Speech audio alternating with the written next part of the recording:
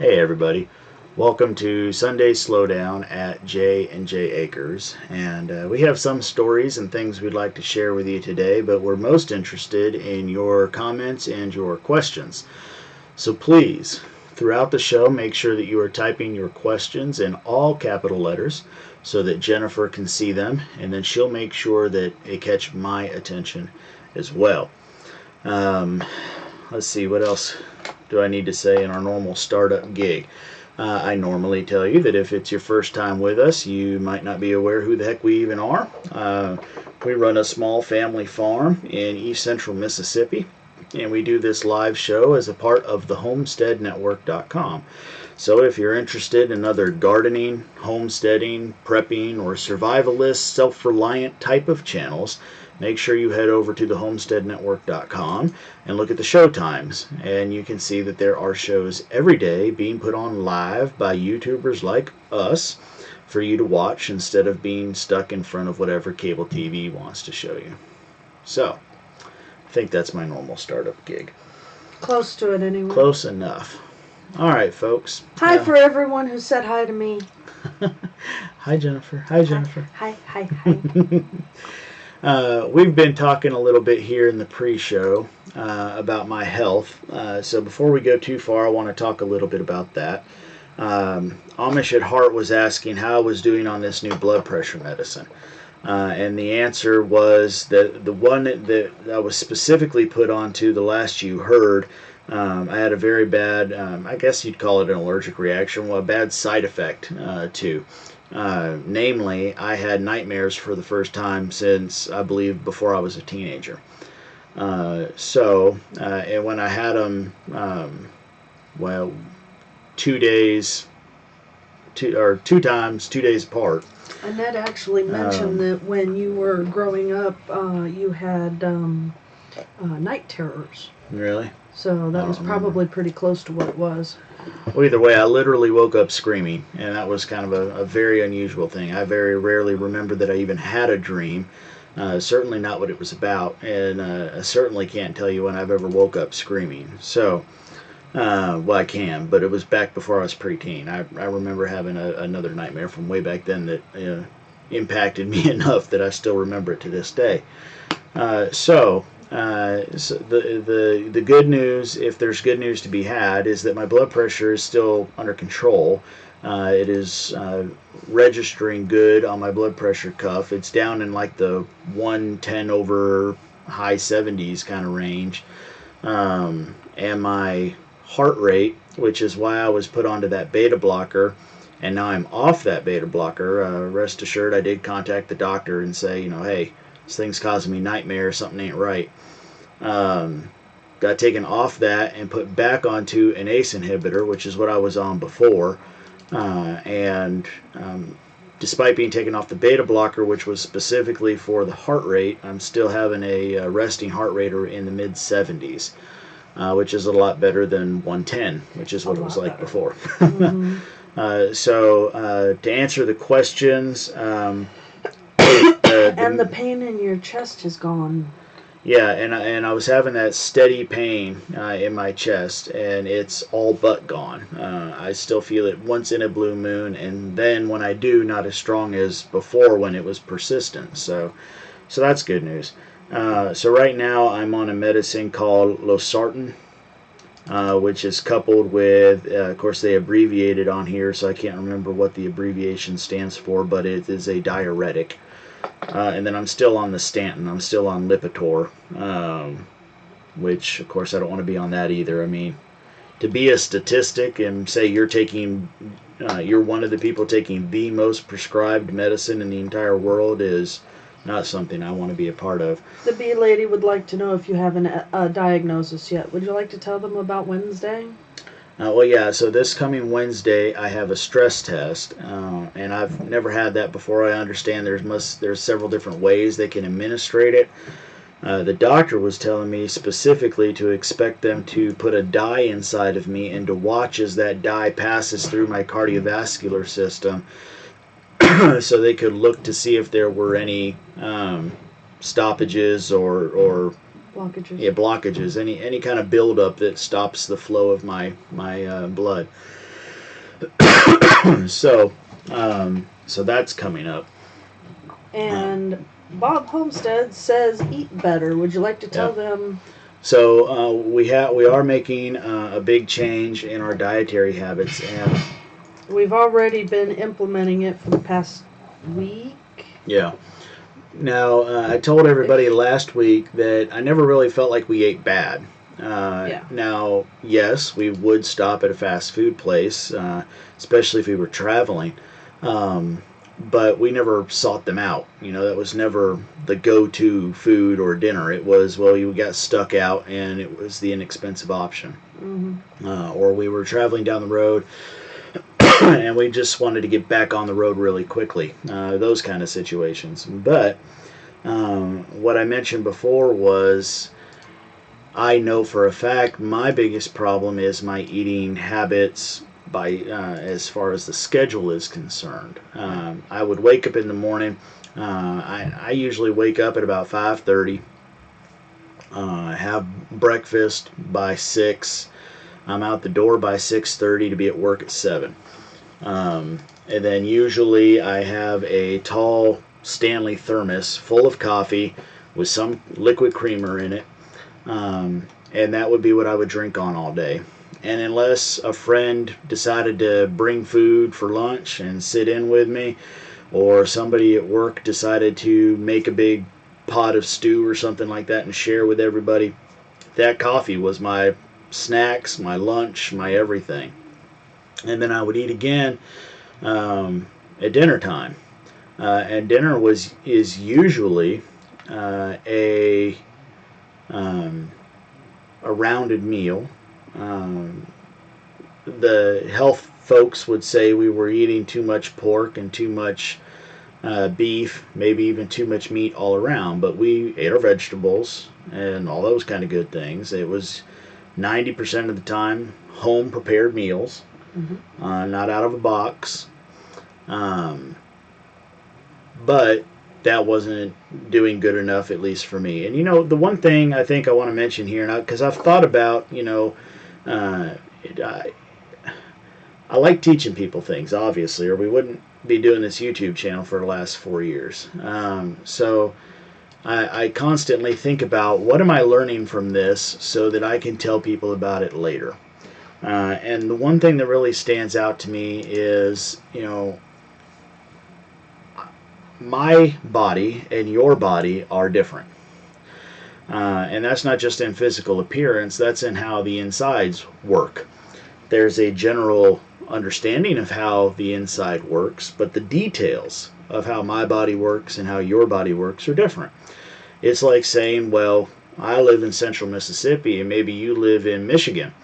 And you say, well, we both have climates and we both have to follow the same rules about how to grow things or how to care for animals, but yours is different. And so what I'm really getting to here is talking about learning the ecosystem of my body and what my body needs to have. And realizing that, yeah, sure, there's some people who live their whole life eating a pound of bacon a day and so on, doing everything wrong by the book, you know, and never have a clogged artery and die at 95 of old age. But then there's people that are maybe a little more like what I am, who have to follow a much more rigid diet so that their ecosystem can handle and operate efficiently. So what we have been doing here recently, and I see I'm taking too long to get to the point because there's a lot of comments coming in. My sister bought my wife a juicer many years ago. It's a Jack LaLanne power juicer. There's a linky down below if you want to see what kind we're using. And as it so happens, a coworker of mine had the exact same thing. So my coworker was willing to bring that to our office kitchen. And at home, Jennifer has this one, and at work, I have that one, and we're juicing a couple times a day. Now, time out. We are not dieting or fasting on juice. That's not what we're doing. We are trying to beef up our nutrients by adding in this juice and adding even more fruits and vegetables to our diet and their micronutrients through the juicing.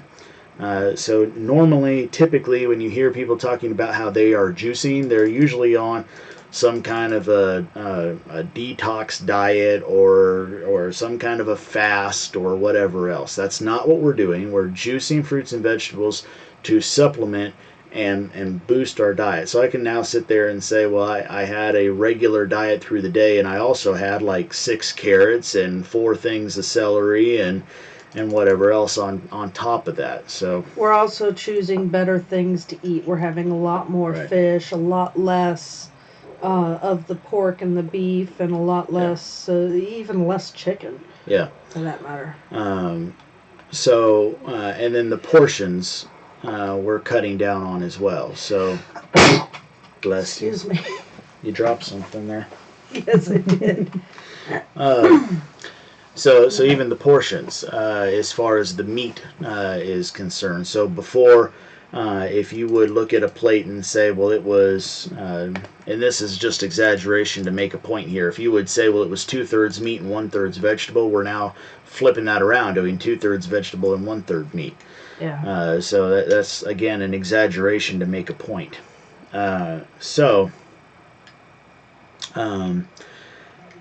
Warren, I understand there are a lot of different juicers out there. Please understand, we're working with what we already own.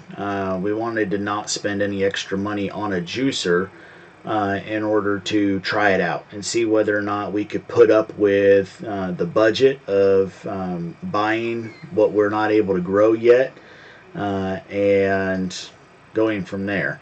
So we may buy a more efficient juicer down the road if this becomes a part of our normal habit. But as it is, this is like 4 days old that we've been doing this juice stuff. So we're not going to run out and spend all of our money before we have the horse in front of the cart, so to speak. Let's see here. Someone else says... the bee lady apiary asked, do you wear one of those watches that monitor your heart rate and steps, etc.? I have to wear one. No, I don't. And other than the trendy, fatty ones, I didn't know that there was one that does that. Warren, RCG said to cut out the meat. Plants offer all you need. It's a fact. I understand that. I don't intend to become a vegetarian or a vegan, but I do intend to limit my meat intake more than I was doing before. The bee lady apiary, I only have trouble breathing when I try to run. I don't generally have trouble breathing, no. And Kathy says, beware of concentrated sugar in juiced fruits and vegetables. You must take the increased sugar intake into consideration. So yeah, I understand when you juice something like, especially fruits, that you get an incredible amount of sugar at one go. So we are trying recipes that are balanced and things like that. We're not just, having 6 apples and eating straight apple or straight pear juice or straight pineapple juice or anything like that. We're using the fruits to help us cut out the bitter out of the greens until we can get more used to the greens. So, but anyway, so that's what we're doing. And here's kind of so let's kind of wrap this all together. When I last talked to you, the doctor put me on a beta blocker. But I was still having that pain in my left side of my chest that just wouldn't go away. And since I got off that beta blocker, it was at the same time. So I got to be fair and say I made a change in a couple different ways at the same time, and I can't promise you which is making the difference, but I can tell you what my gut says. Right at the same time, I started taking this new ACE inhibitor and started changing our diet and doing the juicing. So for example, right now, let me take that back. So before, 90% of the time, my breakfast included 2 eggs and a strip of bacon. And then it was coffee throughout the day. That was sweet coffee. And then usually a fairly reasonable dinner. Sometimes some snacks mixed in there. Okay. Now I'm having some kind of fruits first thing in the morning. So I like bananas. So I've been eating the bananas. I like oranges. So I've been having oranges. Those are real nice, easy, pick them up and go out the door kind of breakfasts. I also usually take like a yogurt or an applesauce or both, or some other fruits with me on my way out the door to eat at work. And then once I get to work, I go straight to the kitchen and I juice something. And usually a morning juice might be something like 4 carrots, a pear, a little sliver of ginger, and maybe an apple or something else added to it, depending on how much of the cup all that juice is filled up to that point. Frou-frou, yes, frou-frou coffee. I don't do black coffee. That's where I live. I live in the land of black coffee, but I don't drink black coffee. B-Lady, just so you know, when you were asking about his breathing, he does have sleep apnea. He just can't sleep with the mask on. We went through that already. Well, I was diagnosed with sleep apnea, and well, I got a lot of opinions about that, but anyway. So then as the day goes on, somewhere getting close to lunch, I'll have the other fruit and things that I brought with me. And then after lunch, I'll have another juice, and then that's usually when I'm going after like a green juice. And I'm still experimenting with that because I did one, man, I followed a recipe that used kale. And I don't know who the heck actually drinks that crap. Sorry, kids. That was terrible bitter. And it could have been 100 different things. Our juicer is not known as being good for making leafy greens into juice, so it could have been a problem with how it was processed, making it even more bitter. It could have been that the kale leaves were a little overdone, a little overripe, and so they had just gone bitter. As a green itself had gone bitter. Or it could just be that I'm not used to it. I've eaten kale raw plenty of times, but I've never just sucked up kale juice. But since then, I've had a couple different drinks where I've halved it, and that was a much more palatable thing. Now, we have talked about, if we really get into this juicing thing, getting a slow juicer, a cool juicer. Yeah, we've talked about it, but I for one need to see that it's going to be a part of our regular habit before we commit that kind of money to a little machine that sits on the counter. Because I'd like to start adding things like spinach to it, and our juicer it's literally spits it back out. Yeah. So. And then at night, like Jennifer says, we usually have different kind. We're getting back over into the seafoods for our meat more than anything, and using different kind of things. So, like for example, tomorrow is normally spaghetti night, and we're still going to have spaghetti, but we specifically went to the store and bought the whole grain spaghetti, and I forget what grain it was made with, but it's not even wheat. So we're going to give that a try.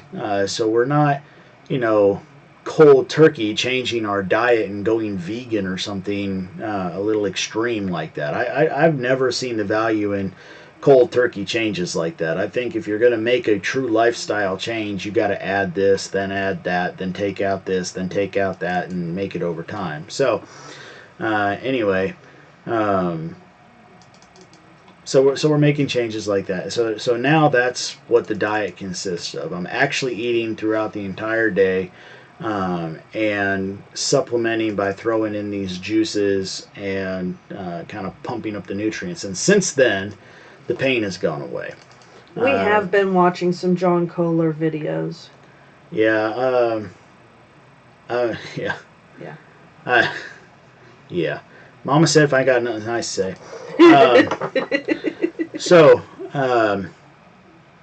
I don't know whether or not, because I was on this a different ACE inhibitor before, and I don't know if whether or not switching to this new ACE inhibitor made some kind of a change, or whether or not it's because of making a quick diet change. Oh, also, I don't drink the coffee anymore. I now fill that thermos with tea.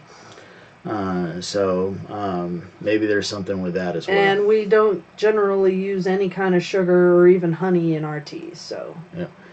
I know what teas I like without the sweetener, and I go after those. Tim, we have not tried spaghetti squash in it yet. Spaghetti squash in the juicer? Yeah. Oh my. I mean, I've tried spaghetti squash, But if he means in the juicer, that throws me for a loop. We had sweet potato for the first time today, and I liked it. It tasted good, but it was fibrous. Did you have the fiber feeling on the back of your teeth? Well, I did. No, but I did. I could definitely taste and feel the. I had the word, and now it's gone. The starch. Yeah, maybe that's what it was. Kathy wants to know if it's caffeine-free tea. No, I'm still enjoying my caffeine. My tea in the morning has been either an Earl Grey or this one they call Plantation Mint, which is like a black tea with a mint leaf. So, anyway. All right, well, so... But we have yet to get our 5-year-old Leah to agree with this new plan. She's very... Well, and Brandon is being tolerant. Yes. But he's not happy with it either. Like earlier today, we had a salad with dinner. So dinner tonight, I should tell you, it was pretty much a flop. And out of 7 people, 5 of us ate dinner. But I think out of 7 of us, maybe 3 of them actually liked it. Maybe. Well, or I know Arthur did. Arthur and thanked Tracy you for it. Arthur and Tracy were. I spent an hour preparing a from-scratch veggie burger, which I had researched online, trying to find out the best, highest rated, everybody loved it kind of veggie burger. And it came out just as it was supposed to come out, but it was not well received. And with dinner was a salad. And Brandon asked me earlier today, how often are we going to have salads? And I said, well, Brandon, all I can tell you is there's a salad with dinner again tomorrow.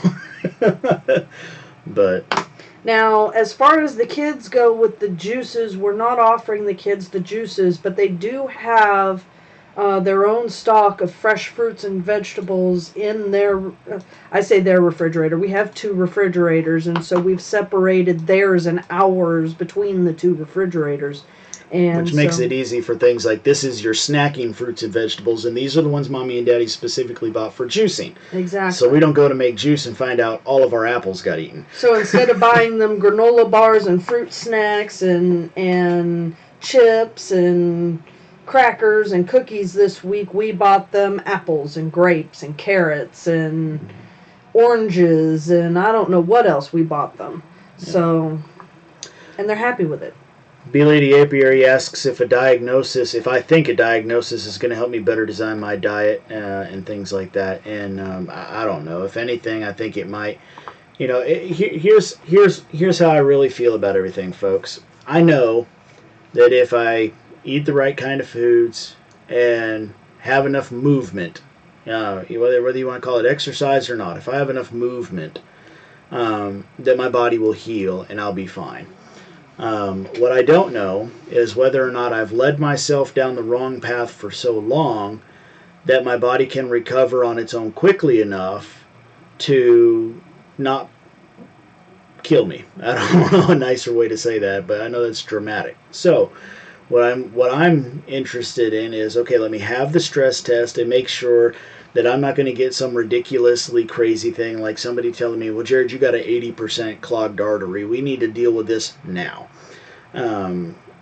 Because if that's the case, then I feel like it does need to be dealt with now. But what I do think a diagnosis would do is encourage me to stick on the path that I've been on. There was a diet I was on. We lived back in Colorado called Slim for Life.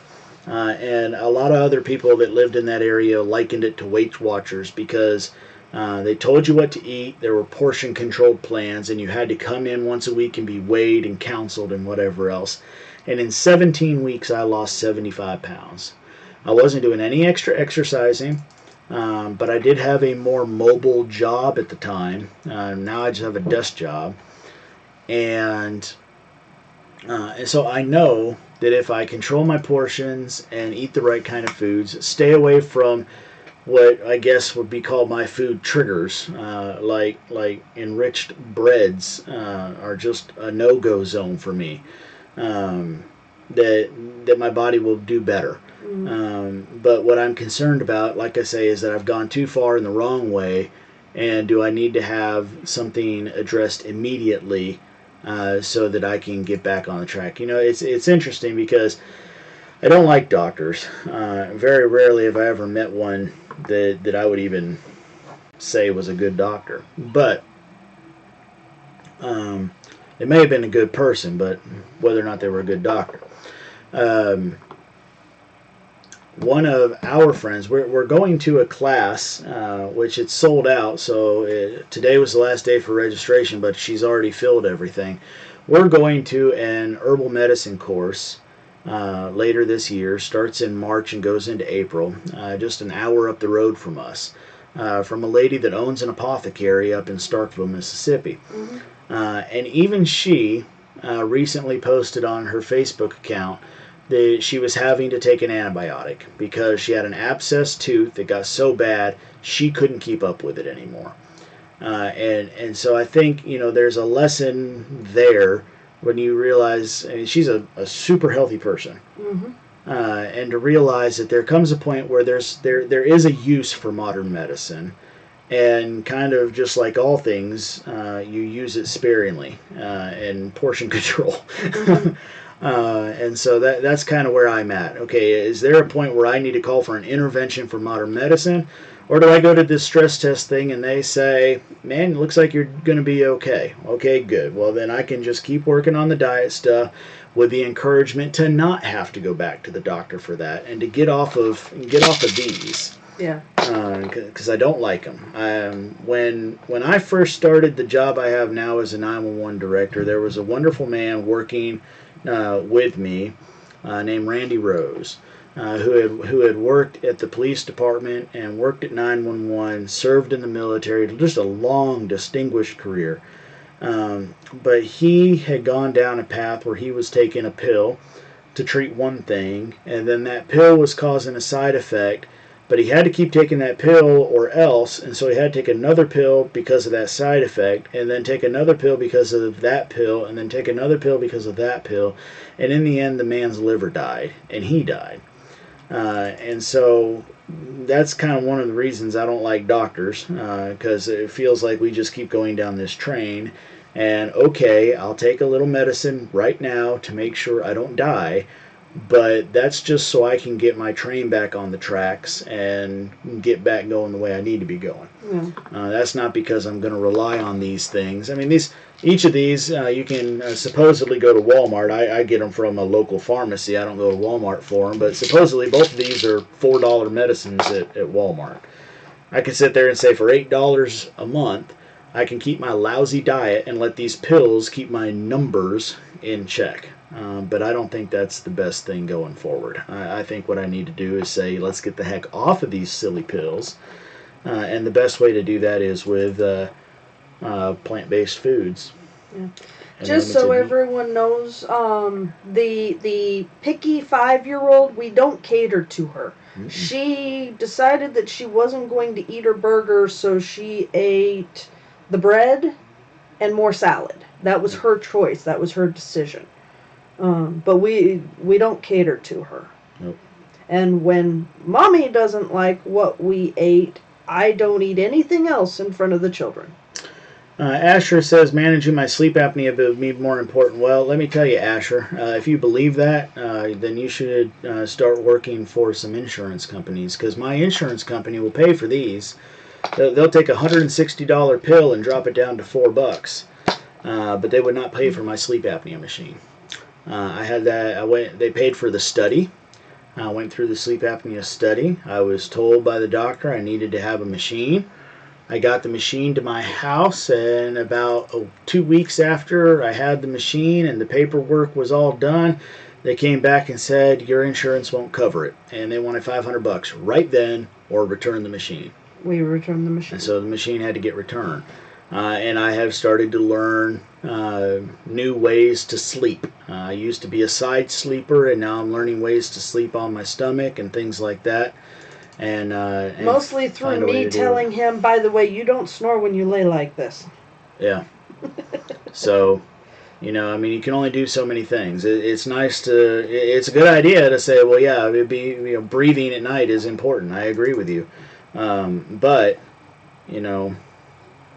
I can't shell out that kind of money. I mean, it's a, I will. Well, we couldn't at the time. This is. I'm going to tell you something, because this kind of pisses me off, folks. You're talking about a machine that is a reverse vacuum. I'm sorry, but a sleep apnea machine is dumb technology. There's nothing special behind it whatsoever.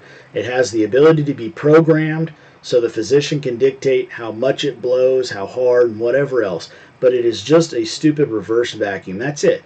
And they wanted me to pay $500 for a machine that I supposedly needed for my life.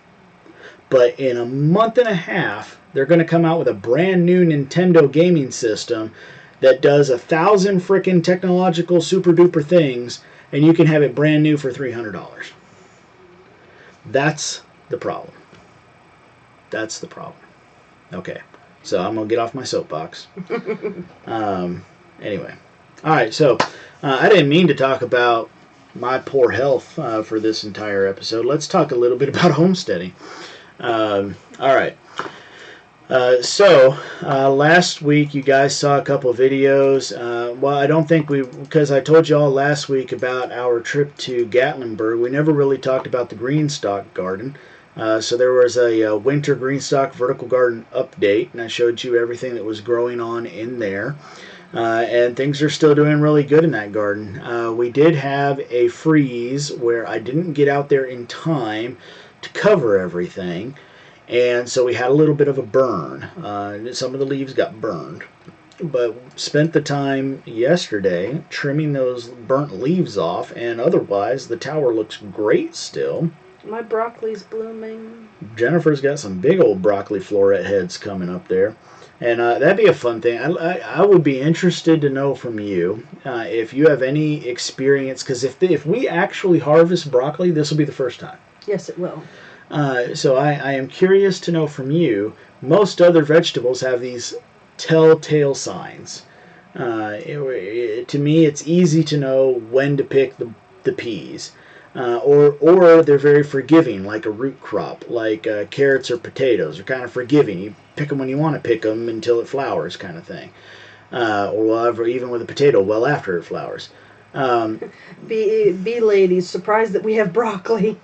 But the broccoli, how do you know when to call it quits? Because what we're worried about is we're going to go out there one day and the florets are all going to bloom. So I'm interested to know, how do you call it quits? When do you say, quick, cut the broccoli? So let me know if you've got any good tips or tricks on that. Because broccoli can bolt overnight, like Bee Lady says. And what I am worried about is kind of like a tomato. You sit there and say, oh, it needs one more day and this thing's going to be perfect ripe. And then the next day, something happens. The birds get to it or something. And in this case with the broccoli, it's going to bloom overnight. So anyway, let me know if you've got a good quick tip on how to tell when the perfect time is to harvest the broccoli. Let's see here. Now, mind you guys, the broccoli is in our tower, which we've been protecting from the freeze. Yeah. So, everyone's talking about they've got ice on ponds. They've got a foot of snow, All right, you'll see the florets start to open. Pick it then, because it will be toast if you wait. You're just going to have to look at it every morning, maybe. Maybe. So yeah, that's why everything's growing really well. I mean, first off, remember our weather. It's very strange for us to get a real hard freeze here. But that said, it was 75 today, and that's pretty strange too. We don't normally get up that high. That's kind of a really hot July or June, or what month is it? Oh yeah, January. So it's really weird. But when it does freeze, I just throw a little plastic over it and it does fine. So anyway. All right, here's a better one. John Lord says, press the floret. Better to cut them before they open up, like blown up cheeks. If you can press the floret and it gives, not hard or a little giving, cut it. Okay.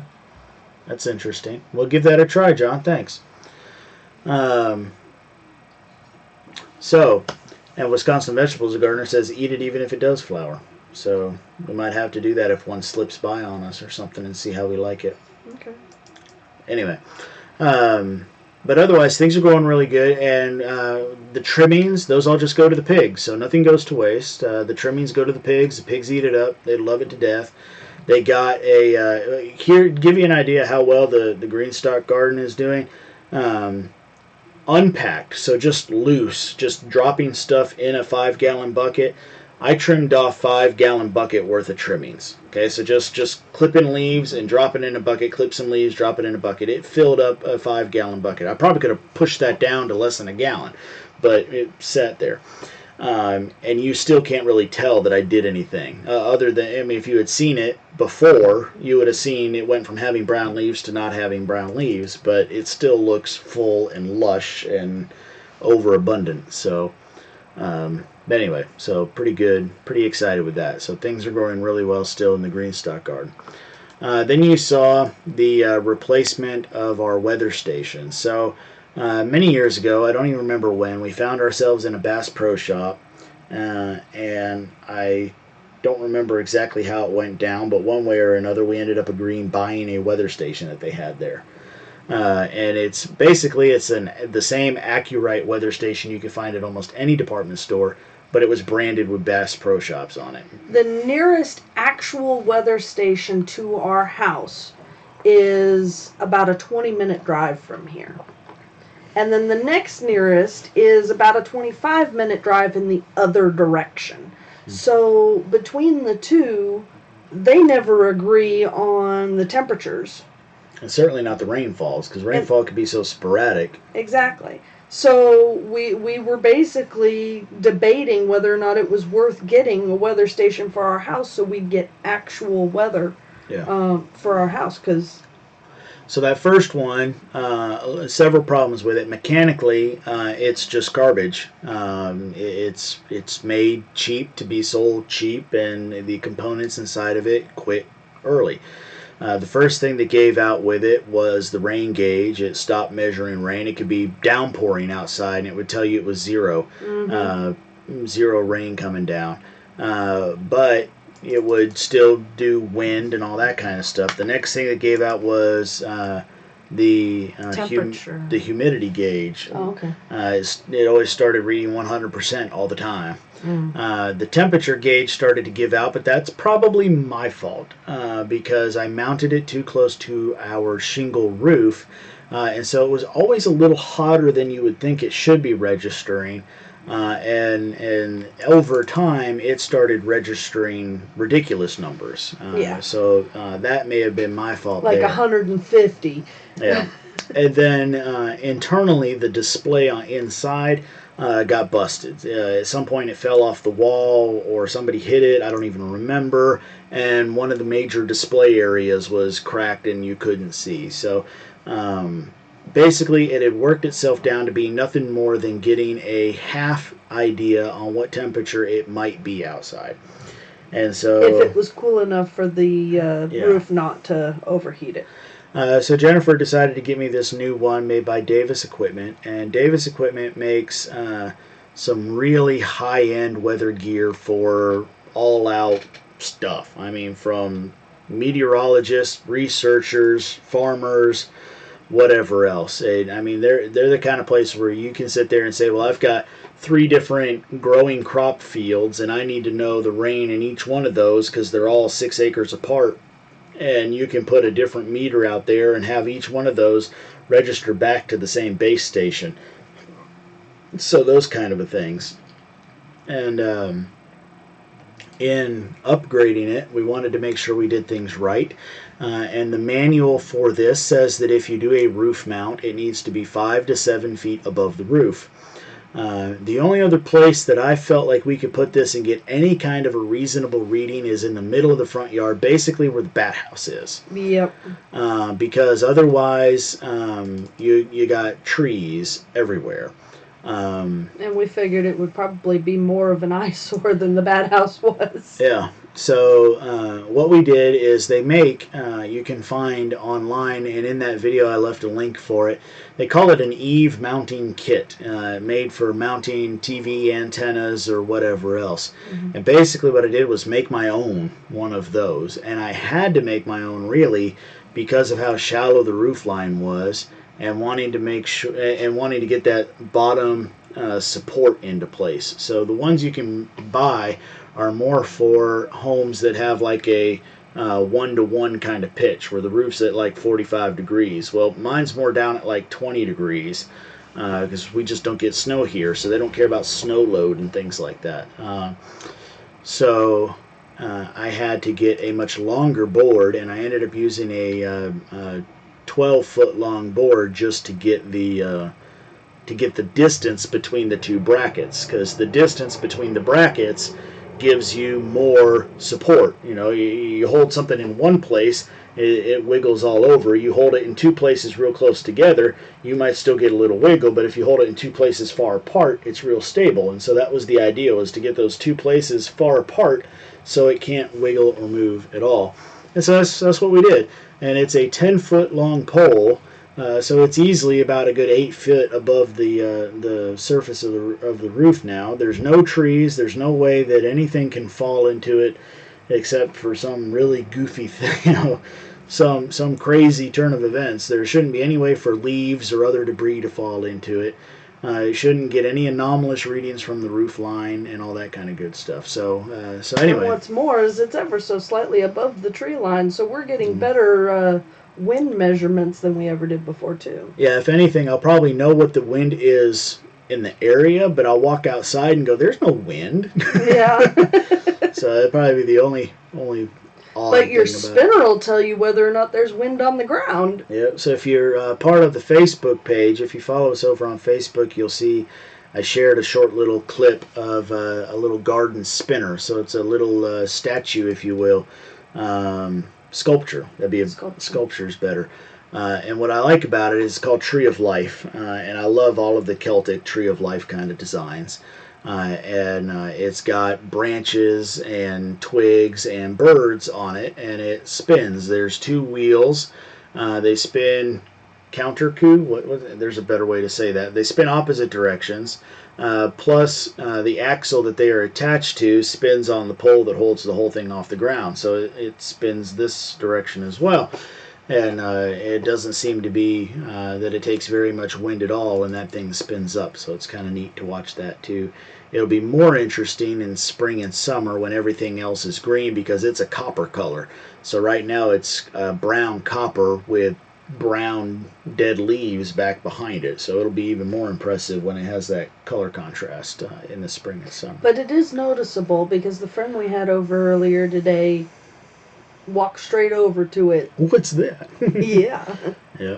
Liked it. So the bee lady asks, being in the South, have you ever grown loofah sponges? I tried one time, but I put them in an area where I thought they were going to get a lot of normal moisture and I wouldn't have to water them, and I was wrong, and they died.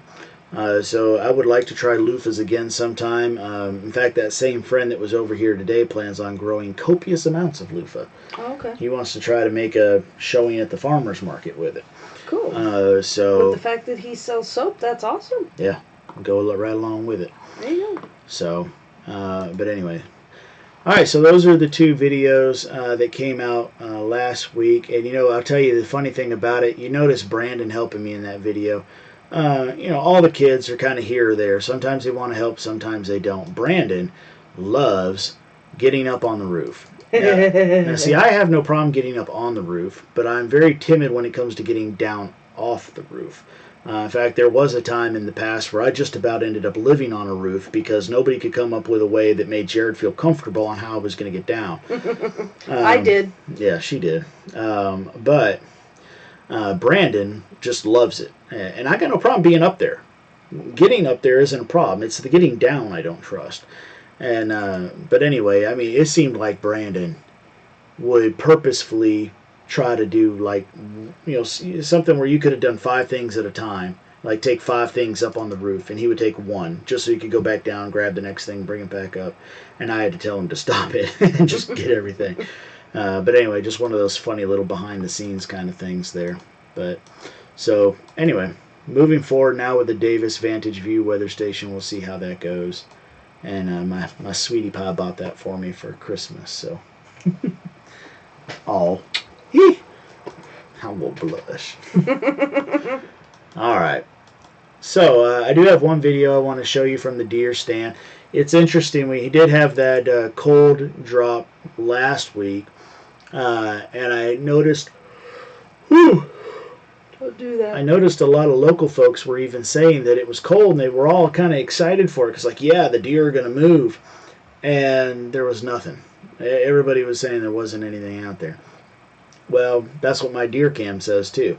And then right after that, it got really hot. I told you it's up to 75 today. It's supposed to be 75 tomorrow. It was 75 yesterday.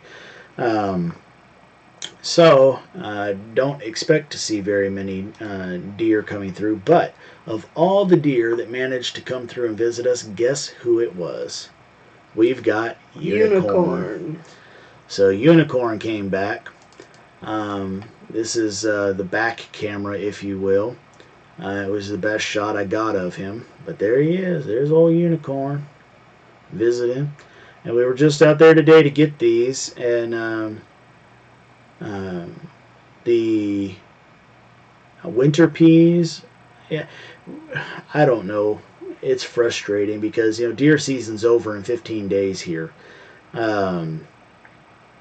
Which seems like a really short season for most of you because it's still freezing cold up where you are. But here, in our part of Mississippi, there are other parts of Mississippi where it doesn't stop until February 15th. But for us, it's February 1st, or rather, better said, the last day of January is the last day to hunt. And so just now, starting to see the clover really coming up out there in the field. Just now starting to see different things like radishes coming up. Just now starting to see the Austrian winter peas coming up. And the natural ryegrass, well, I say natural, it was planted a long time ago and reseeded itself. But it's native to the area. Yeah. All that stuff's just now starting to really come up when it was supposed to have been growing 3 months ago or 2 months ago. But anyway, so unicorn came back. There we go. All right. So that's the only video I've got to show you from the deer field, but that's okay because we only got 10 minutes left in the show. Let me tell you about some other things going on. You'll notice down in the description, I put a link for fuel filter I will need. And you might be wondering, what in the heck, why does he have that there? Well, as it happens, we have recently made an investment in a new dump trailer. Now it is a very small, in fact it's the smallest 2-axle dump trailer you can buy. But as soon as we got it home, which we actually brought it home with Jennifer's minivan, as soon as we brought it home, we went to go hook it up to the Expedition, the same vehicle that died on us on our way back home from Thanksgiving back in 2015. And the vehicle won't start. And interestingly, I talked to a buddy of mine who's not a mechanic, but he works on his cars a whole lot more than I do. And he has a friend that's a mechanic.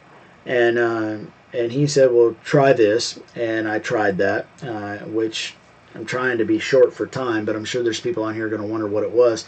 Basically, rather than just try to crank the car and wait 2 or 3 seconds and give up on it, he said, run it for a good 20 to 30 seconds. And then if it doesn't start, wait a minute and try again. And I'm like, okay, rolling my eyes, whatever. I get in there, we try it, and sure enough, on that second time, it started. So much so, didn't expect it that it startled me. And yeah, her. Both of us. So it started, and then we let it run for about 20 minutes, and I was sitting there playing with the gas and just listening to music and whatever, and I didn't time it. It feels like it was about 20 minutes. I can guarantee you it was longer than 10. But anyway, so feeling like, okay, good, it's going to run now. Okay, now, and of course it was late at night. We were doing this right before bed. And I turned it off. And I said, well, let's just go ahead and check, and tried to crank it, and it would not go.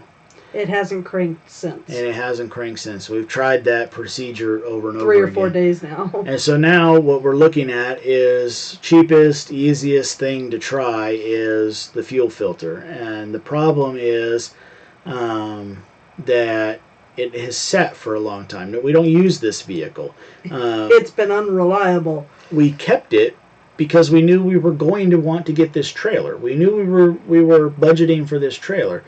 And so now we have the trailer, we go to use the vehicle, and it won't start. And we know it's not the battery. Yeah, the battery's a rock star. And, we just replaced the battery just after the last incident, and we keep having to recharge it because we are running it down right now. Because we're running it down right now. But I've been putting a multimeter to it, and it holds a charge and all that good stuff. Very good. But so anyway, that's what's going on with that. And the same friend that Jennifer was talking about was over earlier and was helping me with this. And I mentioned this at some point. I think I mentioned this to Facebook to somebody on Facebook, but he's borrowing the tractor right now. Yeah. So we kind of made a deal while I was out of town when we were on our trip to Gatlinburg. We had friends coming over to check the animals and feed the animals and just generally check on the house and things. And he was babysitting. We had another friend that was babysitting the dog. Babysitting Shannon, and then he was babysitting the tractor. Yeah. So he recently bought about 3 acres of land, 3 to 5 acres, I forget what it is, but bought a new house and wanted to use the tractor to get some things done. Everything from leveling out different areas to tilling up some ground to get it ready to be a garden and all that kind of stuff. And I said, well, hey, I guarantee you I won't use it while I'm in Gatlinburg. How would you like to borrow it? And so he's had it ever since. And brought it home today to change implements. Yeah, he learned that it's not fun trying to put on a tiller, especially not on uneven ground. To the point where he's decided he's not going to take the tiller off while he's at home. He will bring it straight back here when he is done. Yep. Mama, we're getting pretty close on time. You got any questions that I haven't noticed or answered? Don't think so. If y'all have any questions, this is your 2-minute warning, so to speak. Let me know if you've got any other questions. As far as next week is concerned, it's up in the air. I have not yet had anything filmed. Interesting story. Up until today, I thought my keyboard was broken on my laptop. Didn't use it for a couple days. Didn't have any need to. The kids have something special for next week. Oh, yeah. Didn't have any reason to. Went and opened it up a couple days ago, and half of the keyboard wasn't functioning properly. Now I'm a lot more of a computer techie guy than I am a vehicle techie guy, so I did some work on it myself and ended up deciding that I was just going to have to pay the $20 to get a new keyboard for my computer. And so I ordered it. And for the last couple days, if I had to get on a computer, I was using Jennifer's. And here today, getting ready for the live show, we still needed to have 2 computers. And just to summarize, I had a way that I was going to turn this one on, but run this computer from Jennifer's computer just to get it up and running. And in turning on the computer, boom, the keyboard works. So I mention all that just to say, I haven't tried doing any filming because I was a little discouraged about not knowing when I was going to get to do the editing. Jennifer has the editing software on her computer, but I mean, all my organization and files and everything are on this computer, and I'm a little anal retentive about things like that. So, so anyway, but I haven't thought about what else to film. Now, Jennifer does remind me that as a part of the Deep South homesteads, and I forget what the term is for it, but they have a Kids Eyes, Through Kids Eyes, I think is maybe how it's called, playlist. The kids have gone around today filming different things. Now, none of the kids have really ever edited video to a great extent, so Daddy's going to go in and do the editing, but there will be a video coming out with the kids talking and showing what they were doing around the property. So we'll see where things go from there. Suburban Hillbilly wants to know how the piglets are. They are doing. Come buy them. If you are close enough to visit our farm, we have 5 piglets that got to go. Come get them. Make us an offer. 4 boys and a girl. In fact, they're going up back in the sales ad for the printing that will happen on February 1st. So if you buy them before then, or if you don't buy them before then, they'll be out there to the general public. Fun Are We Creations asks about our filming information. You can find all of our filming information in the bottom of the description. That's the easiest answer. Go there, you'll find out everything from what webcam we're using right now, what camera I normally shoot with, what audio equipment I use, the lights that are making our room look bright, and all that kind of good stuff. So, however, if you see a film where it looks like he's doing this, it's a Samsung Galaxy S. A 6. It's 6. A cell phone 6. But anyway, heck, it's even got the laptop I use on there, so everything. So, all right. Thank you all so much for watching. We'll see you next time. Bye. Oh, don't forget to go see Dutch with Homesteading with Dutch. Go see Homesteading with Dutch. Go see Homesteading. Why are you still here? Why are you still here? Hold on, I've got his link. I'm not used to this. We went for months without having a follow-up show, and now all of a sudden we have a follow-up show. Homesteading with Dutch. Go check him out. There he is. Now go. Go. Bye.